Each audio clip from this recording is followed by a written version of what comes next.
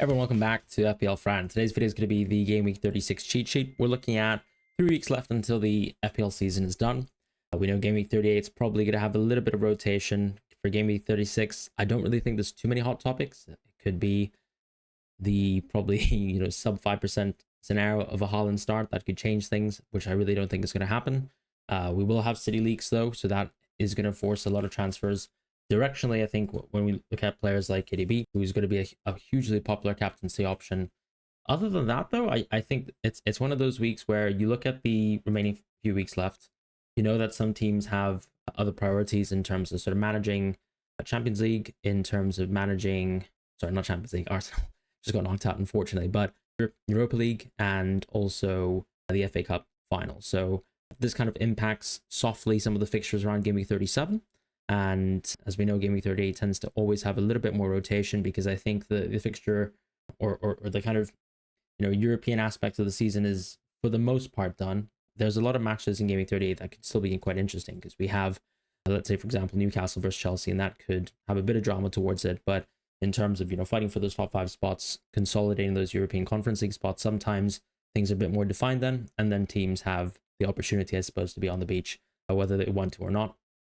And so when you're looking at, let's say, transfers, I think it makes the most sense still to prioritize Game Week 36, Game Week 37, whilst also knowing that other teams have priorities, as I said, around 37. So starting with 36 within the midfield position, as ever, Shadi and Semenyo at the top, Rodgers and Sarr right under. I was actually quite tempted to maybe put Sarr up, because I think the fixtures are slightly better than Rodgers.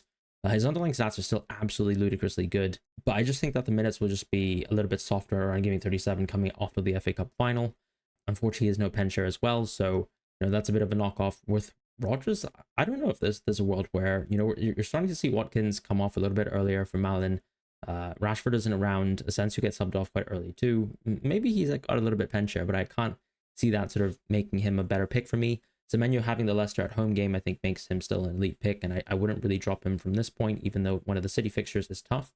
Shada has just been absolutely electric so far, so no reason to really move him in terms of places. In the next tier, we have Eze actually getting a rise. Eze is one of the better players left, even though, once again, I think his minutes are in certain circumstances, particularly when he is allowed to be rested and managed, might be worse in Game Week 37. And then Game Week 38, all your Crystal Palace assets really can be sold. I think Liverpool, they might not go full strength, as we've seen already within some of the fixtures, but it is their final home game of the season, and they probably want to do cap it off on a high. So I think that's quite significant. However, in the short term, Eze is the penalty taker of the team. Maybe not guaranteed, because we have seen a little bit of the yo-yoing between Mateta and Eze, and not just because they both missed recently, but even, for example, Eze's initial taking of the penalty was a bit of a swing in terms of Mateta, I guess, offering Eze the penalty, because previously Mateta had scored the last penalty before his most recent miss. And when we look at, let's say, some of the other players here, Gibbs White really just for the minutes and for the Leicester at home fixture, which I think is really important, just because West Ham have no bad games, I'd say. At least even the tougher game versus Nottingham Forest is at least at home. His minutes have looked really good recently, and we know Paqueta as well probably also going to have reduced minutes, and I'm sure there's going to be an outcome with regards to the FA and how they sort of manage his potential suspension. His situation there with Trossard, he's maybe the one Arsenal attacker that I quite like, in the context where I think in circumstances where, let's say, Arsenal continue to rotate for the rest of the season, Trossard's probably going to only play attacking positions, whereas someone like Marino is prone to playing a little bit deeper. Someone like Martinelli might not play the same level of minutes, and I would probably back Trossard in this case. Bowen and Bouma, I just think, are just the flat-out best picks. Kluivert has stayed at the top, even though his minutes were really, really poor versus Arsenal, so just taking a step back.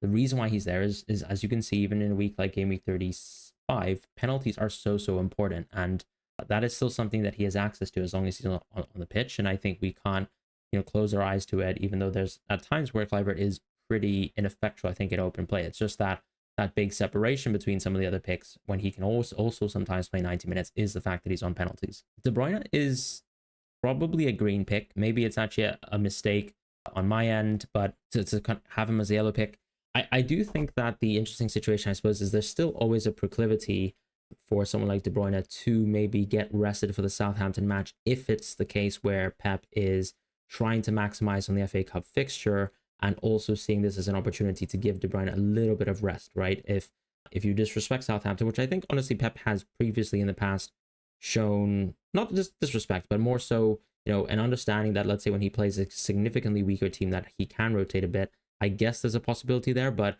you're going to get news, you're going to get leaks that will effectively boost De Bruyne to being a green pick. I think his minutes for the rest of the season, as long as they are still in this sort of top 5 race, will be really stellar. And so that's why De Bruyne deserves to be where he's at. With Saka, Palmer, Salah, I'm having a hard time actually sort of judging all of these picks. I think now that Arsenal is actually out of the Champions League, Saka put in an absolute shift midweek here in, between Game Week 35 and 36. And so I think that has a soft impact potentially on Saka's minutes in Game Week 36 in the circumstance where he faces off versus Liverpool. And it's just such a bad game. I think the onboarding of Saka can definitely happen on Game Week 37 instead.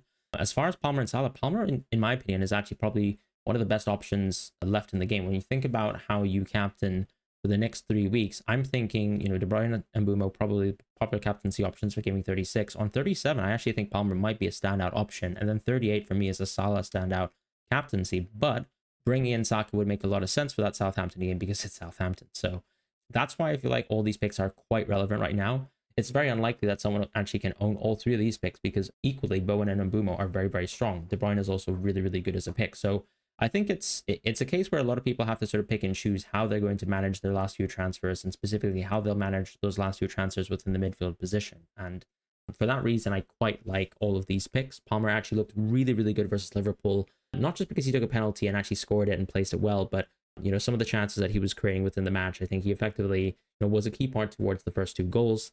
He could have even scored that solo goal opportunity where he almost, slipped it in behind Alisson in a sort of amazing chance, which I would say. So Palmer looks back. Maybe it's too soon, but I mean, ultimately after 4 months of effectively taking a long extended break, he does look back to me. And I think that was the best of Palmer that we've seen.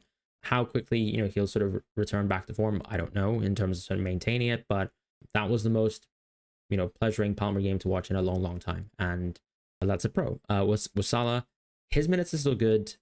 Underlying stats are still okay in recent games. Nothing exceptional. He's not sort of, decimating the league in that sense. And we know that Liverpool are sort of playing with varying strengths in terms of teams, right? There's an opportunity now to rotate certain players, give players minutes that previously haven't been able to get minutes over the course of the season. So players like Harvey Elliott, players like João Quansah. But Salah's minutes still seem pretty much impervious.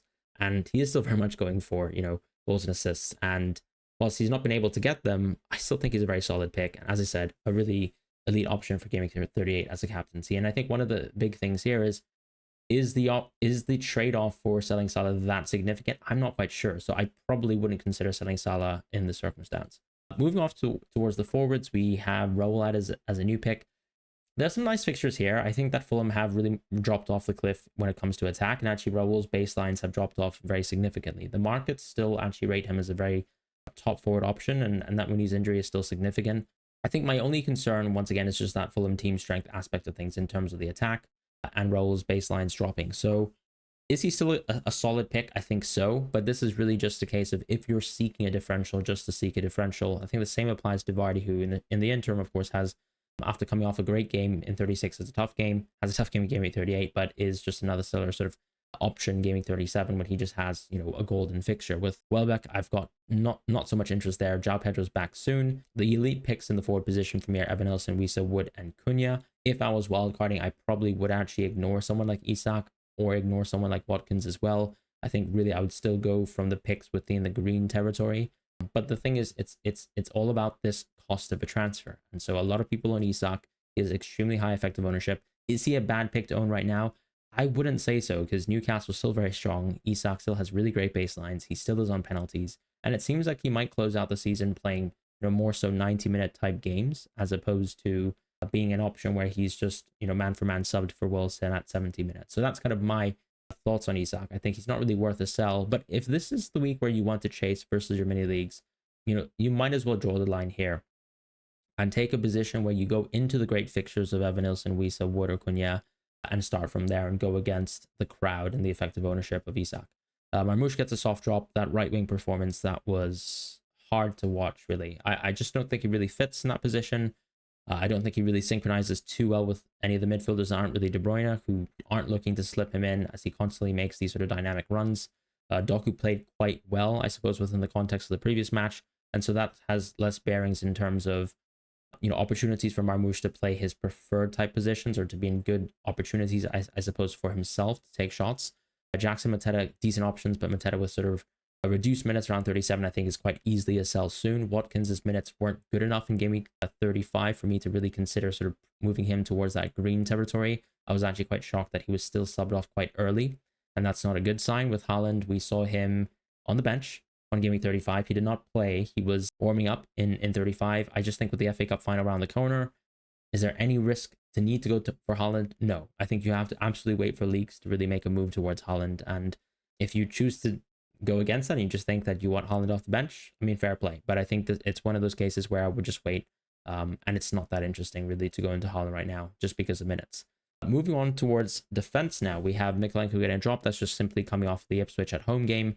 Sessegnon with the early substitution, which I think was mostly driven by the yellow card, but with Robinson back, with the team not playing so well, I think there's opportunities for Sessegnon to not necessarily guarantee his minutes in the future. Everton at home is actually an amazing fixture. So if you own Sessegnon, this is such an easy play, but it's just more about, is he a great impending sort of transfer for this game week here? I don't think so necessarily. I would much prefer actually spending a defensive transfer this week onto a Nottingham Forest player. I just think it makes the most sense. You could arguably play them over the next 3 games because I think they're really high quality fixtures, regardless of Nottingham Forest's form. Nico Williams has been extremely attacking. He's one of my favorite preferred picks. Got an assist in the previous match and just looks really good, whether he plays left back or right back, and the attacking data still supports that. For me, he's my favorite pick potentially for this week because we also know that there's some doubts, I guess, around Milenkovic and Murillo. They're probably going to play, if I'm being honest, but that's that. I think when you look at, let's say, O'Brien and Kiwior, they just get soft drops. I don't think Kiwior is going to get rotated, but it's just Liverpool away, right? With O'Brien, it's just, one worse fixture, which is exactly why Mykolenko is dropped. You'd still, if you owned these players, keep them for Southampton at home, and that's that. But I think it's less of a sort of need or even a consideration to actually go in towards an Everton defender right now.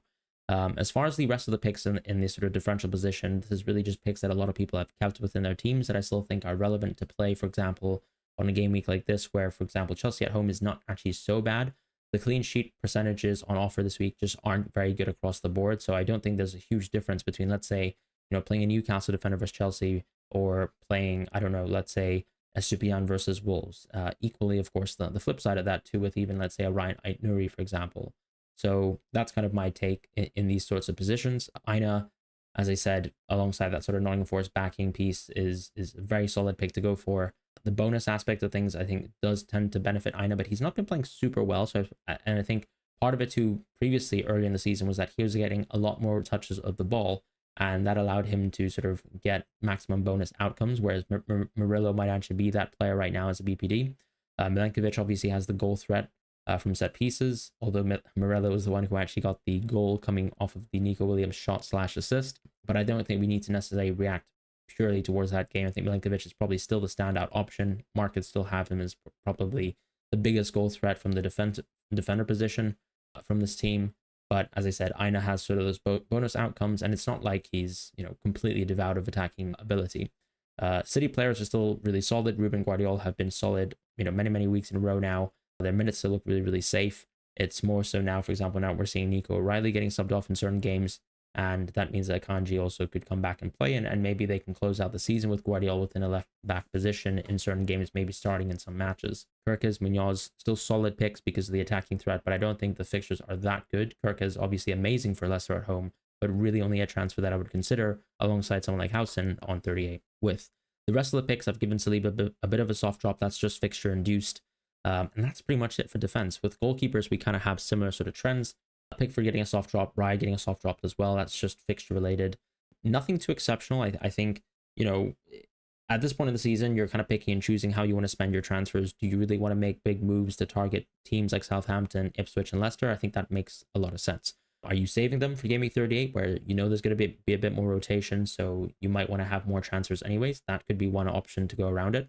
Or are you going, for example, to target certain fixtures and opportunities here in terms of gulf between teams like City versus Southampton? So to me, I think a lot of people might have really strong teams. I think 37 is a week where you might want to spend or even consider rolling into because of the sort of element of FA Cup rotation, which you can't even really fully anticipate because, unfortunately, FA Cup fixtures are basically post the Game Week 37 deadline. So you'll have to make considerations of that ahead of time, and this is the time to do so if you have the opportunity to roll. But that's pretty much it for the cheat sheet. It's a really short cheat sheet. We're close to the end of the season. There aren't too many, I think, huge differential picks. I'm sure a lot of people will find opportunities to get huge hauls from players that are not on the cheat sheet, and that's fine. That always happens. But it's about sort of, if you want to play the numbers, I think you've got, as I said, these fixtures with these teams that we can target. And equally, of course, you have a lot of players that we've already been invested into for many, many weeks in a row now that can probably stay in your team, that can still have good fixtures. I'm thinking about Crystal Palace players this week versus Tottenham, who will inevitably rotate. I'm also thinking about all the Brentford players that we've been investing into who just have great fixtures. And so things like that, I think, carry a lot of weight when it comes to transfers. But that's it for me this week. I hope you guys have a wonderful week ahead. I'll see you guys for more content soon. But that's it for me signing off for the Gameweek 36 cheat sheet.